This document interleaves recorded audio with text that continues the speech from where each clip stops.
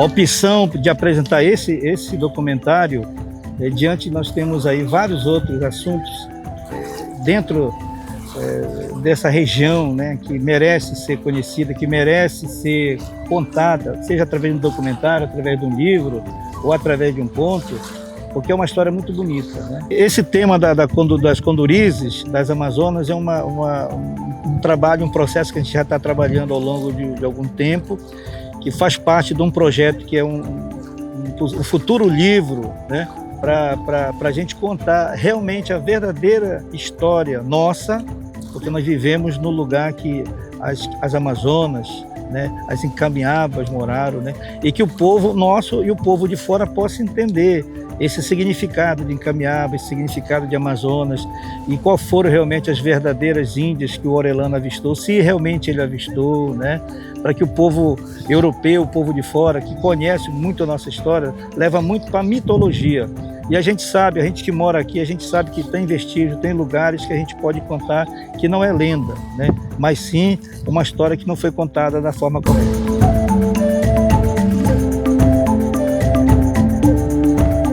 Em 12 de fevereiro de 1542, o explorador espanhol Francisco de Orellana e Gonçalo Pizarro, governador de Quito, vindos do Peru por via fluvial no Bergantim Victoria, atingiram o então chamado Rio Grande ou Mar Doce, pelos europeus chamados de Rio da Canela, diz ter sido atacado por uma tribo de mulheres na foz do Rio Condoris, hoje Rio Nhamundá. A descoberta desse novo mundo representa o primeiro contato da Europa com o universo exótico, cheio de promessas. A avidez lhe deu força para galgar montanhas hostis e explorar mares desconhecidos, florestas impenetráveis, rios imensos à procura de tesouro ou produtos fabulosos, como o reino misterioso das Amazonas. A busca pelo mito ou pela lenda sobre as mulheres guerreiras sempre foi uma luta incessante por estudiosos e curiosos ao longo da história. Porém, as divergências de opiniões e interesses levaram à verdadeira história dessas magníficas soberanas, a simples lenda ou conto. Quanto, na verdade, elas existiram, viveram e suas descendências vivem por séculos, inclusive entre nós. A viagem no caminho das Incaminhabas é o resultado de estudo das expedições que atravessaram gerações e gerações, sem que o sonho de encontrá-las tenha sido realizado por aqueles que ousaram em procurá-las. Desde o encontro da esquadra de Orellana com a tribo das habilidosas mulheres, esse imaginário povoa as nossas mentes em saber verdadeiramente sobre o que aconteceu com as temidas e admiráveis guerreiras amazonas. O certo é que é pelo rio Nhamundá, ou rio Condorizes, como era chamado o seu nome primitivo, as índias guerreiras, as Amazonas, ou Incaminhabas, ou as Condorizes, elas navegaram, viveram e habitaram. Mas pelo imaginário dos europeus nunca foram encontradas. Eles procuravam força, habilidade e beleza. As Condorizes tinham todos esses atributos, menos a beleza das lendárias gregas. Um dos primeiros a se aventurar em encontrar o reino das Incaminhabas foi Pedro Teixeira, em 1634. Sua expedição tinha como objetivo explorar um curso d'água dominado por mulheres guerreiras, hábeis no manejo de arco e flecha. Esta incursão, considerada por muito tempo como a maior façanha sertaneja da região, contava com 47 grandes canoas, 70 soldados e 1.200 indígenas. Porém, sua aventura foi frustrante, pois não encontrou o sonhado Eldorado e nenhum vestígio das Índias guerreiras. Apesar da ação humana sobre a região do rio Nhamundá, hoje em dia ainda é muito fácil encontrar fragmentos como estes que nos provam a presença dos nossos antepassados nesta região e que eram índios ceramistas, como os Guaquaris, os Uiabós e as Condorizes.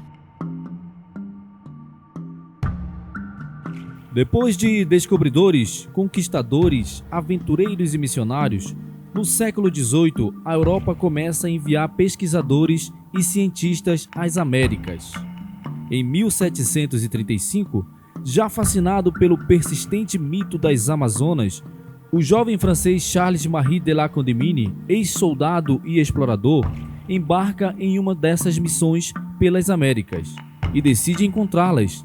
Empreende de balsa em 1743, a primeira viagem completa pelo rio Amazonas, desde a nascente até o Atlântico. Nessa expedição, troca informações com jesuítas que se espalham nas missões. Ouve falar no Eldorado, onde é de ouro as areias de rios e lagos. Ao percorrer o rio Condoris, La Condamine ouve dos nativos e dos missionários que aqui estavam sobre a façanha do chefe da tribo dos Uiabóis, levando os índios para fora da exploração portuguesa. E, por unanimidade, toma a decisão de trocar o nome do rio Condoris, passando a se chamar Rio Jamundá, em homenagem ao chefe da tribo dos Uiabóis. Em seu relato de viagem, La Condamine nos relata ter visto, ao longo do rio Nhamundá, magníficas montanhas de grandes alturas, em que os nativos diziam ser o lugar sagrado das Icamiabas.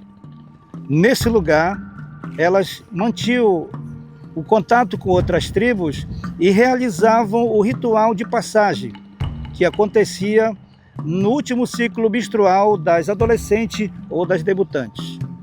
A este local, eles chamavam de Uiaci Taperê, que em Caribe quer dizer Monte do Espelho da Lua. Existe um lago sagrado onde as índias realizavam seus rituais e cultuavam suas divindades, onde era realizado o ritual da iniciação.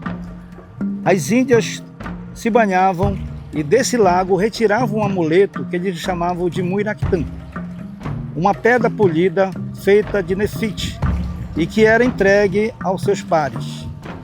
Tudo o que leva a crer é que as índias mantinham relações intermitentes com os homens no período da fertilidade.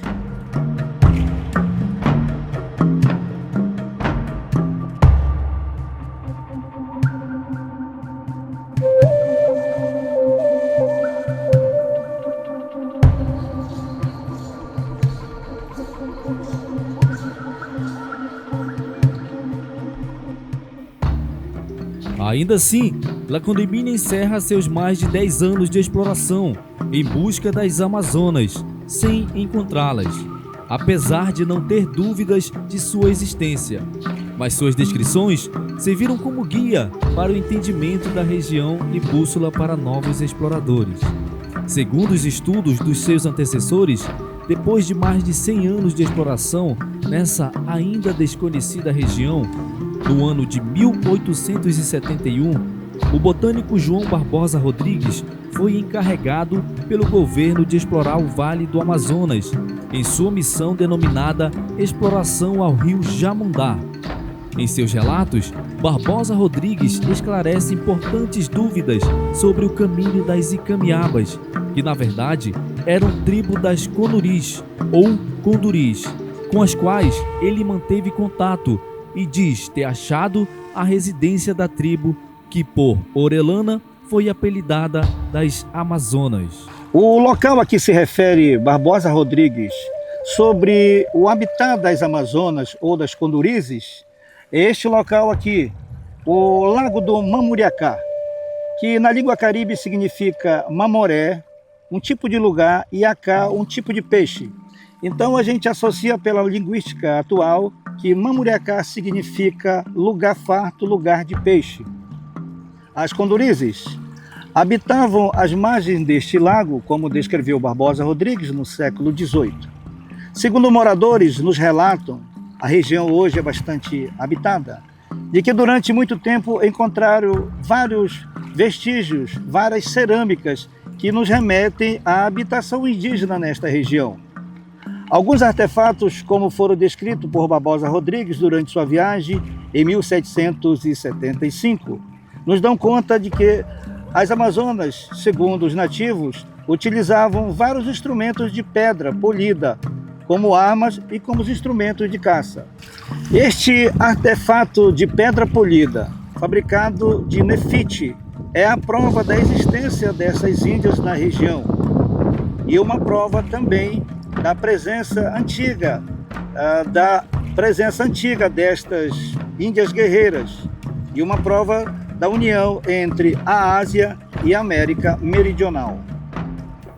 Diante das evidências de mais de 400 anos de estudo e explorações sobre a verdadeira história das Icamiabas, tudo nos leva a crer que as Condorizes ou Amazonas habitaram na região do Lago do Mamuriacá e saíam em jornada a pé uma vez ao ano até o Monte Sagrado das Icamiabas, o Espelho da Lua, para o ritual de iniciação. Por ser uma região que fica na mesma porção de terra, por isso nunca foram encontradas pelos exploradores, mantendo seu anonimato até a fuga com as demais tribos do contingente, fugindo da opressão portuguesa no Levante, dizimando as tribos, escondendo-se atrás das 7 cachoeiras, de onde miscigenaram-se e formaram um só povo, uma só tribo, os Peles Vermelhas, o que hoje chamamos de Iscariana.